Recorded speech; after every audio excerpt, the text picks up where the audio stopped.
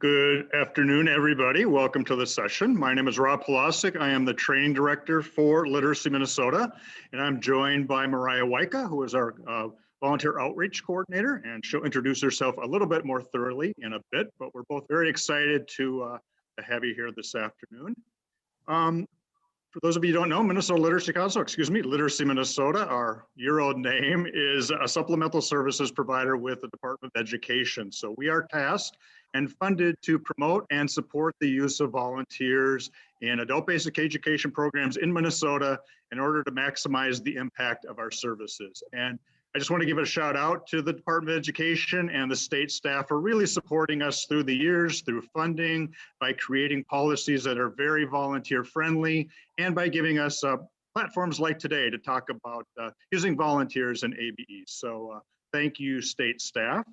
And one of my favorite questions is always to ask people in these sessions, how many of you started out as a volunteer? So if you were a volunteer, go ahead and chat that out. If you started out as a volunteer, go ahead and chat that out. So Kelly did, Astrid did, Mariah did, I did, Tammy did,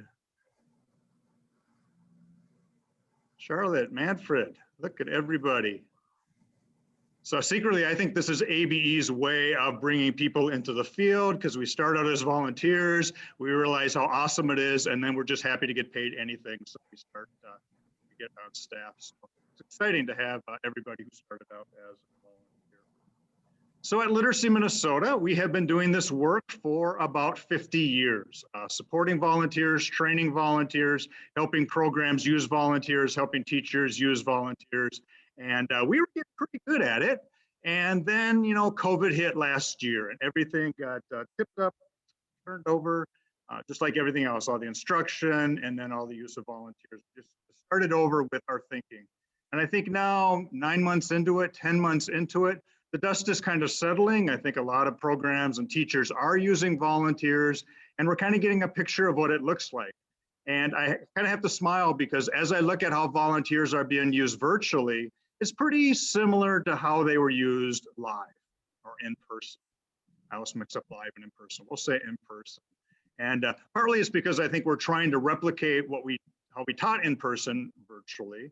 But I think that we're also finding that volunteers can serve the same functions in a virtual environment that they can in a in-person environment. So that's very exciting. Somewhere I probably have this presentation on transparencies in a box somewhere, but here we are, high tech, virtually on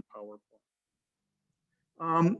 One thing we're going to do is, nobody here is an expert. We're not experts. We've only been doing this for a few months, so we really want to encourage you to share your expertise.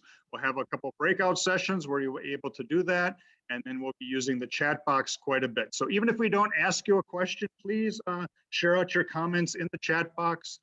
We'll be monitoring what people have to say and respond to any questions or elaborating on any comments. And I'm going to introduce Mariah now. Mariah is new to our staff. She's been with us since November.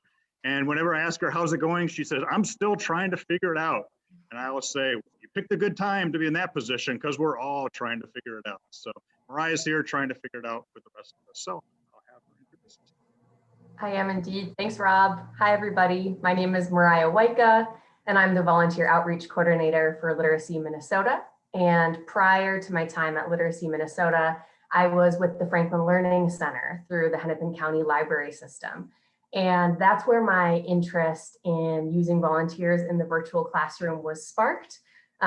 Like many of us, it was sparked unexpectedly. I thought that I would be enjoying working with volunteers in the in-person classroom.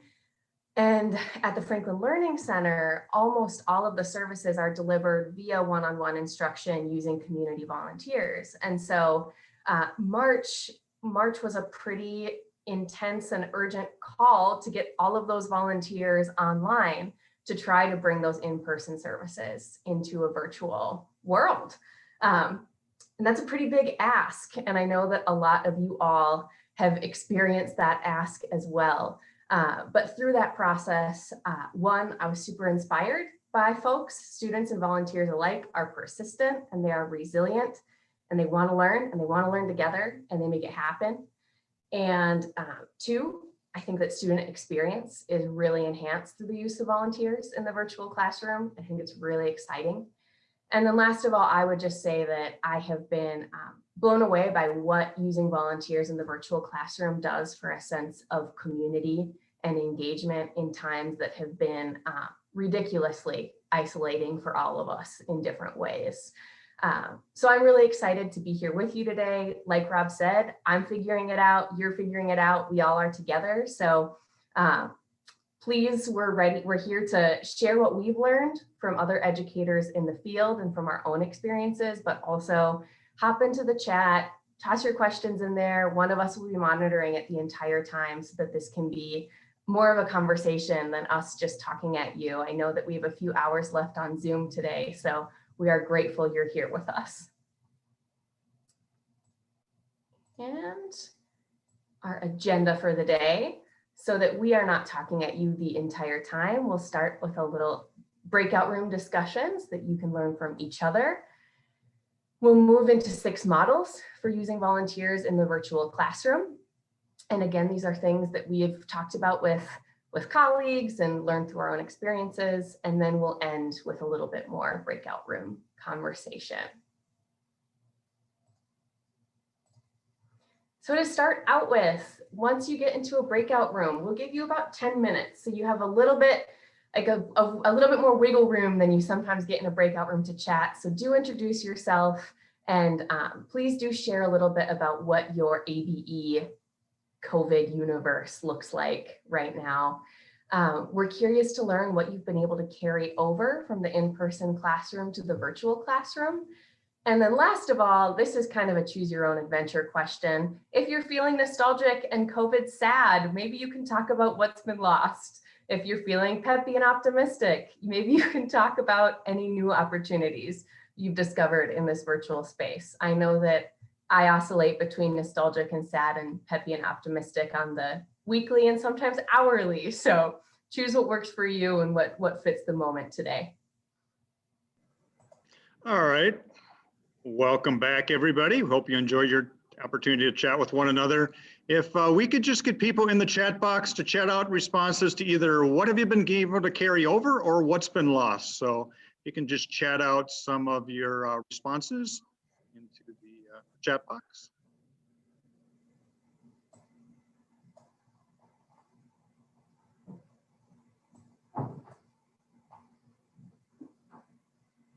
Milo says they had a volunteer in their group. Hooray for volunteers. Love Hey, a ringer. So Laura Tamale talked about more speaking opportunities. I know she did a shout out of that in her presentation yesterday. So that's definitely true. Anything else you've been able to carry over? Oh, Stacy lost some students. volunteers. You know.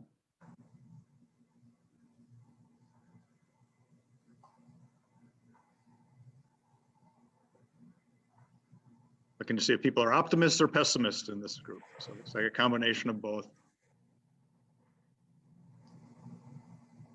Maintaining classroom routines, carrying over videos and pictures. Breakout rooms. And the students continue to be wonderful. I love that. Doesn't matter what environment we're in, the students are amazing.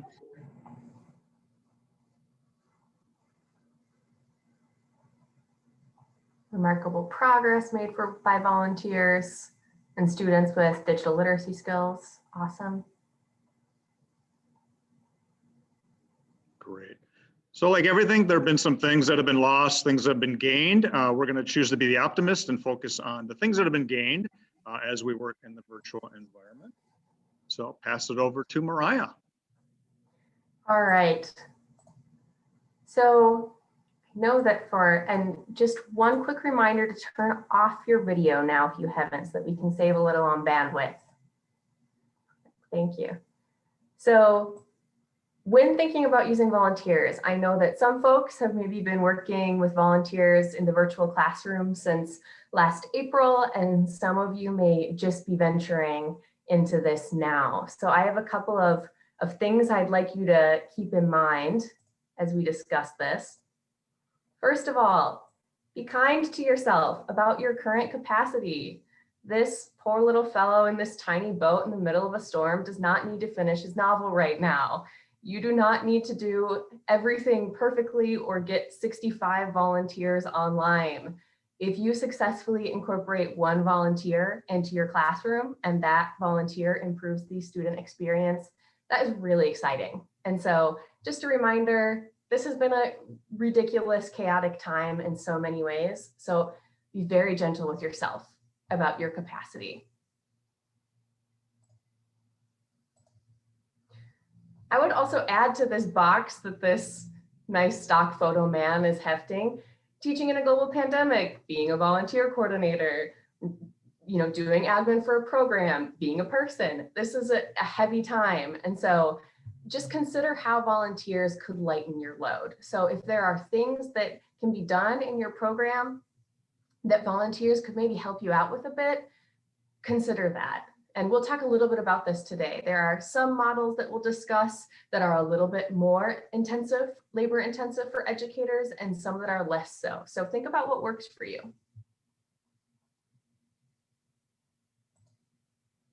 And lastly, I love this comic. Don't reinvent the wheel. As Rob says, do not make another Zoom guide. There are so many Zoom how-to guides. So we have one really amazing thing about ABE in this time is that we have all been a stressed but productive hive mind, right? People are coming up with so many good ideas and resources are out there. And so do use them. Don't think that you have to start everything on your own. I will just back that up with a little bit of information.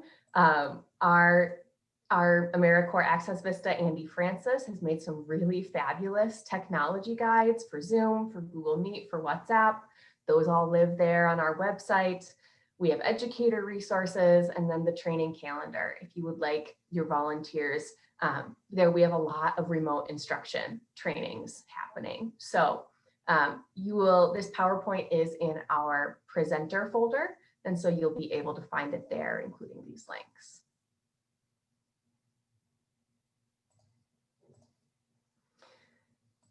All right. So for most of this year, when we've been doing these presentations, we have asked teachers to come and share examples of what they've been using in the classroom. And today we decided to sort of think about all of the examples that we've heard from teachers within our own programs, within other programs around the state of Minnesota, and we sort of put them into six models for using volunteers.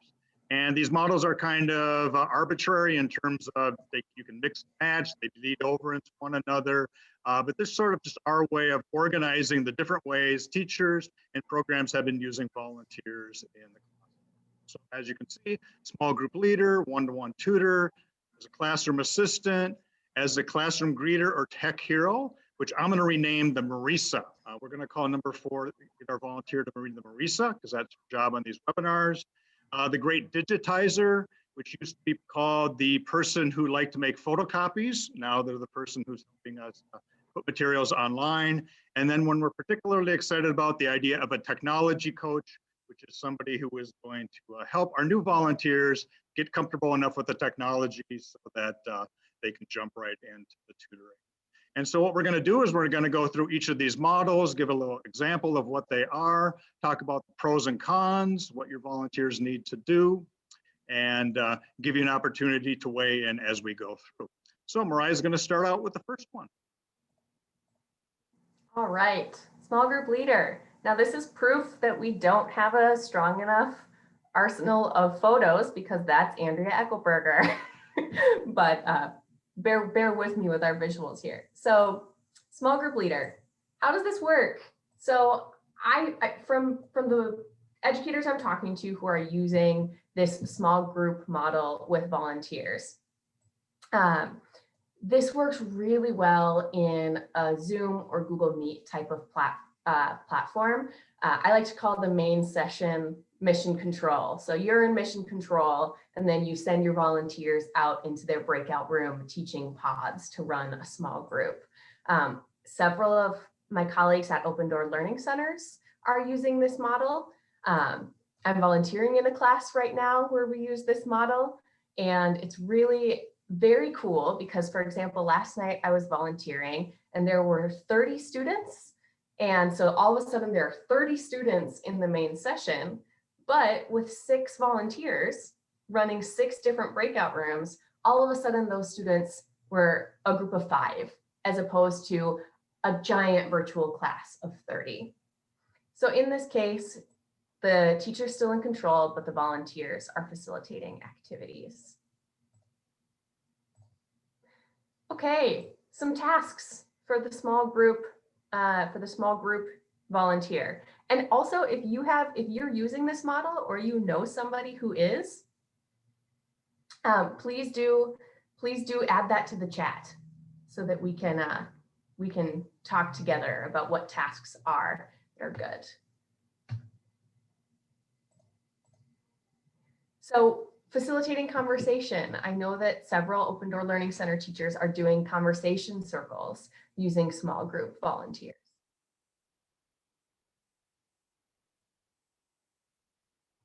We have fluency practice. Guiding students through a lesson plan provided by a teacher. So that's the model that I was discussing in the class I'm volunteering in, where the teacher creates the lesson plan, but they're pretty detailed instructions and volunteers then carry that out. Games, this is a great spot for games. Guided reading. Again, if it's a small group of 4 or 5 instead of a ginormous class of 30, students get more chances to take turns reading. Laura in the chat says, I send my volunteers a document each week with 4 speaking activities. They share their screens in the breakout room and facilitate the activities. Sweet, yeah, awesome. Anybody else using this model of small group volunteers? You can share as we roll along.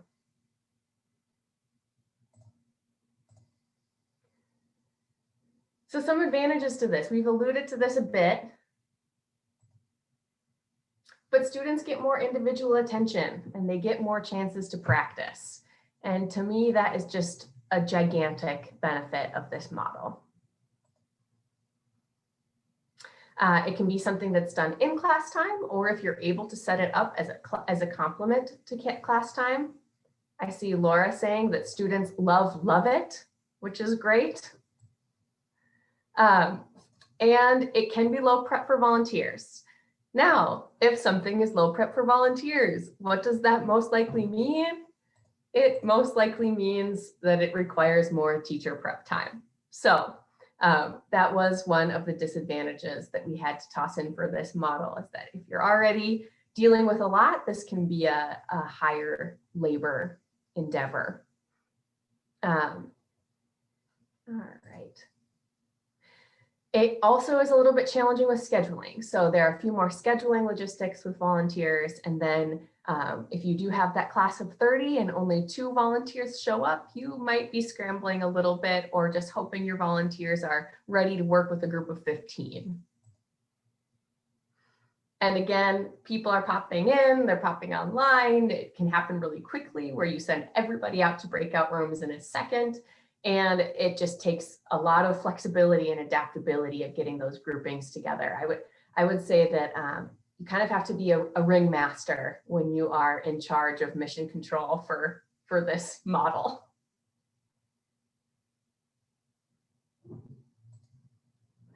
Okay, so what skills do volunteers need to be successful in this role? It is important for volunteers to have foundational tech skills. So that they do not need to be a genius or a technology wizard, but it does really help if they are able to, they have to be able to join the class through the link. Really helps if they can screen share. Bonus points if they're able to annotate and do some of those additional steps. Small group facilitation. This kind of goes without saying, but they're going to have to be able to work with a small group of folks. And then last of all, just a strong understanding of how your classroom works and the materials and the routines and the activities that you and your students like to use. So it's fun to see in the chat that people have used this and it's gone well. And Rob, I'll have you take over for one-on-one. Sure. We'll monitor the chat. Yep, I think once we figured out how breakout rooms, we became a lot happier with tutoring online or teaching online because it did allow us to do those small group activities. Again, in many cases, very similar to what we did with in-person tutoring. Next thing we want to talk about is one-to-one tutor, and that's been something that's been done in education since the beginning of education, and certainly one-on-one tutors are a huge part of what we do in adult education.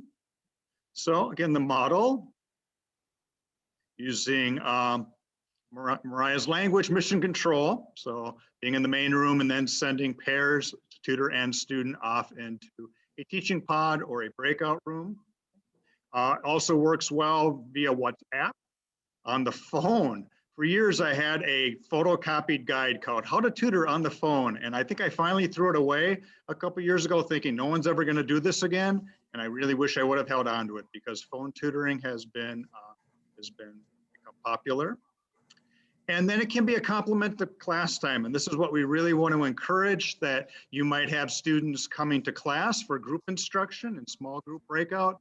But then in addition to that, at another time during the week, they might have a one-on-one lesson with a tutor who can review and practice the materials that are being learned. So that's kind of what we're hoping to promote in our learning centers as we go forward with the new reality when we go back in person, and really something we hope happens in the field. So tasks, what can volunteers do? That individual attention for those individual skill areas, GED, citizenship, filling out job applications, all of those type of things that tend to be pretty labor intensive and need to be done one-on-one. Again, just basic review and practice of skills taught in class. So practice with conversation, practice with writing, practice with those things. Conversation practice. Everybody loves a chance to practice conversation. Using a volunteer gives a chance for authentic conversation practice. Those are great ideas. Other ways that people have used tutors to provide one-on-one instruction. Go ahead, chat them out in the chat box.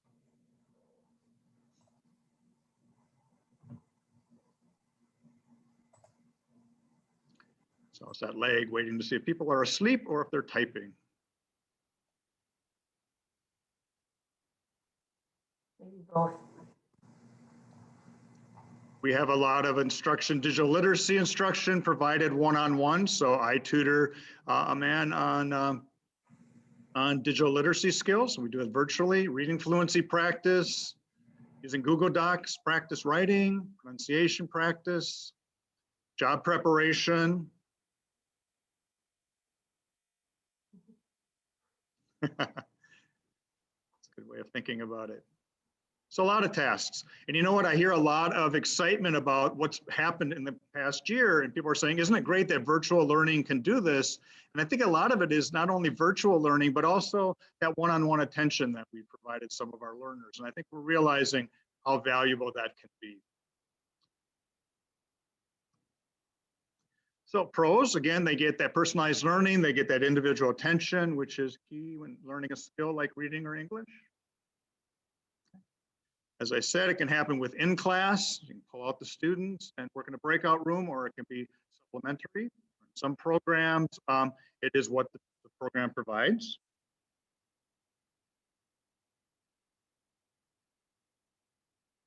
Oops.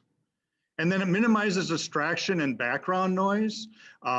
Mariah was sharing that at the Franklin Learning Center, which is essentially a big room where everybody came in to get some one-on-one tutoring. It was very distracting for some students who were very put off by the noise and the distractions. And I think if you have one big Zoom room or one big Meet room, students can also get lost by all that distraction. So providing that one-on-one attention minimizes those distractions quite a bit. In terms of cons, it is very labor intensive. We know that to provide a lesson plan for one tutor to work with one student is a lot more intensive than providing a lesson plan for one student to work with, or one tutor to work with 5 students. Given our funding formula, we're not generating significant sufficient funding.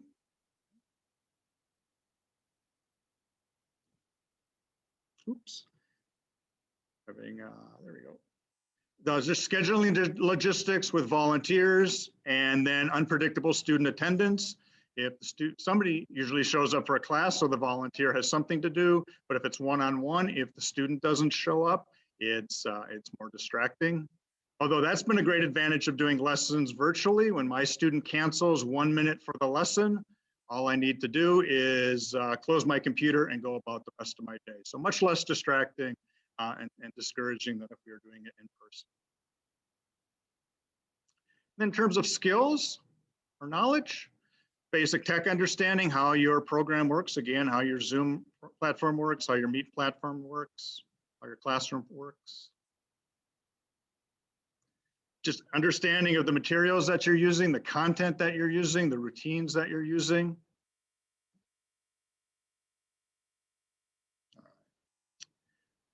Next, Mariah with Classroom Assistant.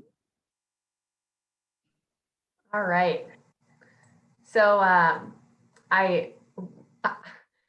when you don't have a big array of photos to pull from a year, you end up choosing just the weirdest stock photos you can find, which is how we ended up with these claymation people. And Rob doesn't like that they aren't wearing masks, but so and they're close together. They're close together. Way too close together. So a classroom assistant in the virtual classroom is a lot like a classroom assistant in the in-person classroom. So a volunteer is helping out as needed. And what does that look like? So that can mean greeting students as they enter the virtual classroom or bidding them farewell. Something that really kind of bothers me in virtual spaces is that people will just pop on and not say anything, or pop off and not say anything. And so I think that having a routine of greeting people and saying goodbye is really valuable. And a volunteer can be a really great person to do that as an educator is getting ready to start the class for the day or wind down. Leading students in warm up and closing activities. Again, having those routines.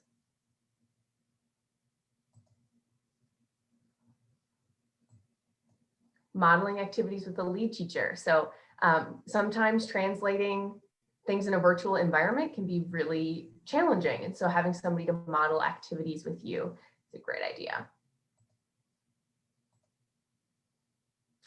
And then ad hoc breakout room pullouts. So again, if there's a student who needs additional practice, maybe as the educator, you could send a private message to the volunteer and say, hey, could you work with this person for 30 minutes? Put them in a breakout room and let them work together. Rob and I talked a lot about how to emulate the role of the floater. And we were trying to brainstorm ways of doing that. And one thing we landed on was that perhaps if your students are comfortable with chat, they could send their questions to the volunteer and have some more questions answered during that time.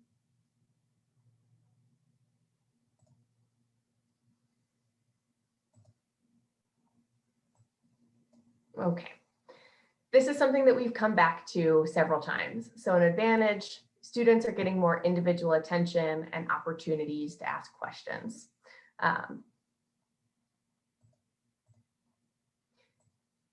It's a way to support those students who are maybe really far ahead on material, or who are need a little bit more focused attention on a certain area of material.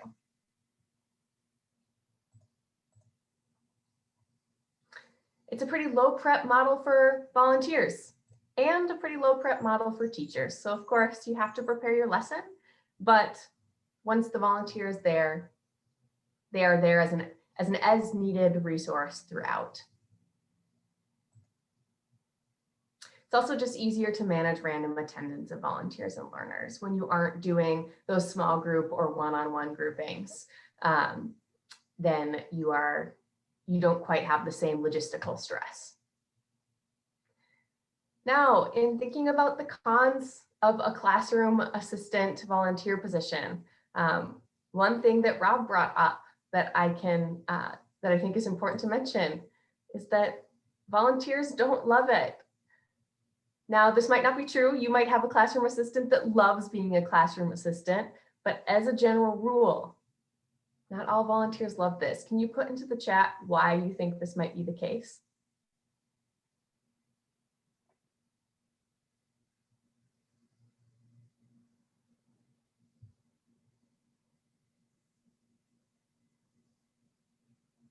They don't feel useful.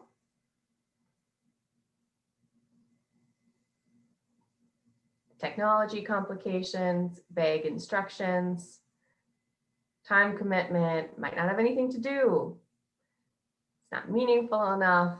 They want to work with students throughout the class, not just wait for an opportunity to work. Possibility of too much downtime. Yeah. I think what I heard is that volunteers said, I don't understand why I'm important, because the teacher's here and the class is going to go on even if I'm not here. And so I think it's a matter of explaining really why having a classroom assistant is very valuable to the teachers. So the teachers think this is why you are invaluable to my class. Yep, absolutely. They might be missing the face-to-face interpersonal aspect of volunteering prior to COVID, for sure. Yeah. Thank you all for sharing. Okay. What knowledge or skills do volunteers need here? So basic tech skills, again, for your platform of choice. No need to be a wizard, but just able to make it work. Ability to quickly facilitate questions. So for example, if you do want to send somebody into a breakout room to work with a student, just making sure that when that student says, I need help, that volunteer has a good idea of questions to ask to facilitate that interaction. And then just collaborating well with a lead teacher. Some volunteers would much rather be the teacher themselves, and they can do that in some programs, or work one-on-one or run a small group. In this case, you're looking for a really collaborative person who's adaptable and likes working with a lead teacher. All right, Rob. All right. Thank you, Mariah. Mariah complains about the clip art, but she's having all kinds of fun finding new clip art. So I got two for this section. Here is, I think, the putting out fires one. And then, there we go. Oops.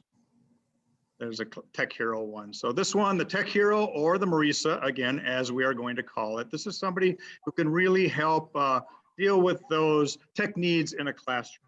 We're doing a session here today, Mariah and I, we're lucky enough to team teach, and we have two people who are helping us out with the technology. And that let me sleep. Yeah, that let me sleep a lot sounder last night, and all I have to focus on is the presentation.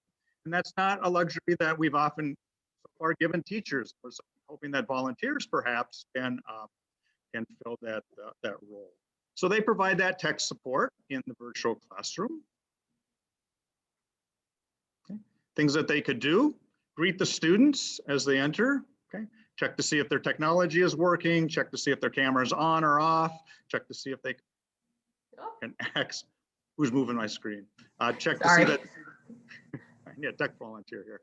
Somebody who can greet them. There we go. Take attendance, just again, those logistical things. Troubleshoot those audio and visual issues, really important. Those tend to be the things that keep people from being able to participate. Facilitate the breakout rooms, and that might be either set up the breakout room and then facilitate one, or occupy the class while the teacher facilitates the breakout rooms. Helping the students with things like sharing their screen or annotating their screen or taking control of their screen or whatever function you're working on. And then just be tech backup in case of a systems crash. If your internet goes out, there'll be somebody there to keep the class going until you hopefully get back, or to say have a good day to the students when you wrap up the class. So just having that tech backup is really valuable. Pros, again, allows the teachers to teach and the learners to learn. Nothing worse than when you're in a class, a student has a question about tech, the teacher has to stop teaching, everyone has to stop learning until things get resolved. with an extra person there, the teacher can continue on while the volunteer helps the student. Again, peace of mind, again, provides one less thing to stress out about. That's always good. In terms of the cons, finding the right person can be a challenge. Again, somebody who is comfortable enough with the technology to do it, somebody who is interested in doing it. I think this will be a big part of our role at Literacy Minnesota, is to start sort of creating and cultivating these tech volunteers. Sometimes there aren't going to be any problems. On a good day, you're not going to have any problems. And so if they're only a tech volunteer, they're either going to have to sit there or you're going to have to figure out something for them to do. In terms of the skill knowledge the volunteers need, just strong comfort with tech skills, obviously. An understanding of some of the common challenges that might go wrong.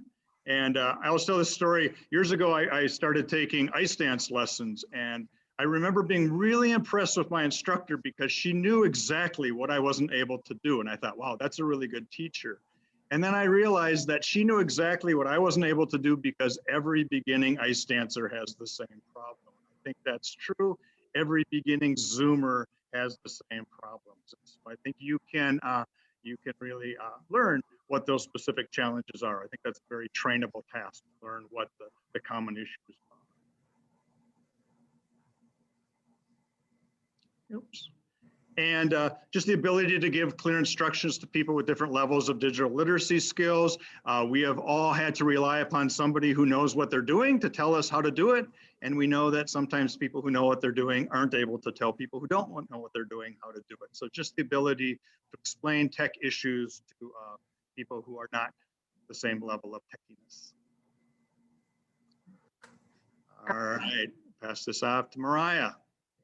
So this role is, we cheated just a little bit because it's using volunteers in the virtual classroom, and technically the great digitizer is a content creation role outside of the virtual classroom, but ideally you can use what gets created within it. So let's see. Again, an outside of class content creation role. I was inspired to make this role because I worked with a volunteer at the Franklin Learning Center who got really excited about making pronunciation slideshows. So she would just make Google Slides, fabulous Google slideshows to help students with pronunciation. And so there are some volunteers who might really want to help you with your curriculum and your content. So one way that this can work is transferring in-person activities into a digital format. Do you have activities that you need to scan things in for, or maybe transfer your box of picture files into a Google slideshow, right? What can that look like for you? Scanning materials in a COVID and copyright safe way, making digital flashcards. I think that there's a lot of potential for a great digitizer to either be a supplementary role or a complementary role, I should say, for a volunteer in your program. Maybe they're looking for a couple of extra hours, or they have some extra time on their hands, and this could be a great way to plug them in. Advantages: ideally, this reduces educator and program workload, and it increases your library. That's the idea, right? So just continue to build the arsenal of resources you can reach for in the virtual classroom. And not everybody wants to be in the classroom. And so some volunteers might be really excited about an admin role. So those are some advantages of this model. Some cons: that the person needs to have a really good understanding of what you're imagining and hoping to create, and of the activities and curriculum in your program. So there's just that front end labor of prepping the volunteer. And it takes time to review what's created before you can use it in the classroom.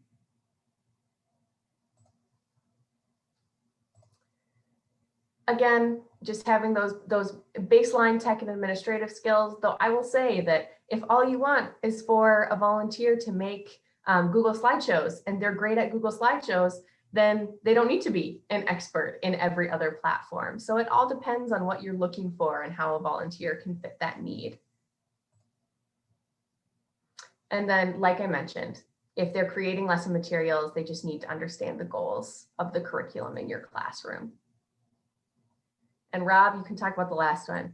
Last one, sixth one, and this is something that we sort of fantasize about after watching what's been happening in programs, the struggles that teachers and tutors have been having in programs, the struggle programs have been having, bringing on volunteers. And so we really sort of really want to promote the idea of a technology coach. And I think we'll be working this year to really make that happen. So what is a technology coach? It's a volunteer who trains other volunteers to use your program's platform of choice. What we found is that it's really very labor intensive to prep every single volunteer, for the teacher to prep every single volunteer in terms of how the technology works. And this is something that doesn't really work well in a group session. You can't do a class on here's how to tutor via Zoom. Just people have so many individual needs and questions, and they're kind of reluctant to express their concerns in front of our people. So Mariah really feels strongly that this is something that works best one-on-one. And the idea of having a volunteer be the person who provides that support is very exciting. What they would do, get the volunteer set up with the platform, explain how the teaching works. So how they'll be using that tool, not just how the tool works, but how they'll be using that tool. Providing that repetition and that practice for the new volunteer so they can actually try out these things and set up a breakout room and share their screen and do those details. And then struggle or troubleshoot those specific challenges a volunteer might have based on their technology, based on their understanding of the technology, whatever it might be. The pros: reduces labor for the program, for the teacher, for the volunteer coordinator. Okay. Volunteers come in ready to go, so you don't have to interrupt instruction for that. And then again, once they're comfortable with technology, now they can shift over to actually teaching. I think that's something a lot of us have felt. We spent the first 6 months just figuring out how to use the technology, and now we're more relaxed and actually really getting back into teaching. Okay. And then it's a good way of modeling teaching tech. So if the tech volunteer explains to the new volunteer how to do something, hopefully the new volunteer will know how to explain that to the student who needs help. And then a big one, you know, we've had a lot of people really respond to being digital volunteers, but we all know that we've also limited some people's ability to participate in our program, both learners and tutors. And so this is a way to make sure that we're not excluding volunteers from our program just because they're uncomfortable with the technology. And then the cons: challenge to find the right person. I think as we do this more, those right people will arise, and we'll tap them for that volunteer role. And then somebody needs to train the coach. So again, there has to be training somewhere, but hopefully you train one coach and then that one coach trains 20 volunteers. And so it's ultimately much less work. In terms of the skills, they need to be tech savvy, different devices. You know, somebody's using a Chromebook, somebody using a phone, somebody using a PC, somebody using a Mac, and it gets very confusing. So just comfortable with that. Good with the Google. Mariah shared she was very good about, while teaching somebody to do something, she was searching Google on the phone to figure out how to do it. So using that tool, and then just patient and adaptable. All right, we're going to spend the last chunk of time in breakouts, and we're going to have Marisa explain how we're going to do this. So let's just take a couple minutes. Now, that was an experiment for us. We thought it would be fun to put you all into the different models. And so I know that, for example, the small group had a large group to talk about it.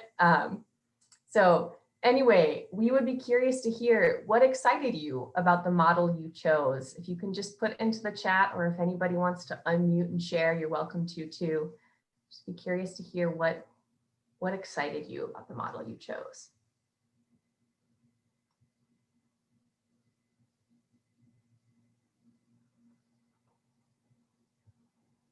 Or if anybody had a really great idea for getting started, we'd be curious to hear that too. This sounds like our class where you ask a question and nobody responds.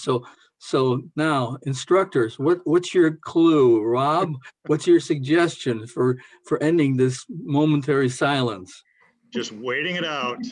Waiting We it were out. waiting for you, Manfred. So Milo says, we have volunteers who were used to one-on-one. It's what they wanted to do. They're so good at it. Right. So continuing that one-on-one.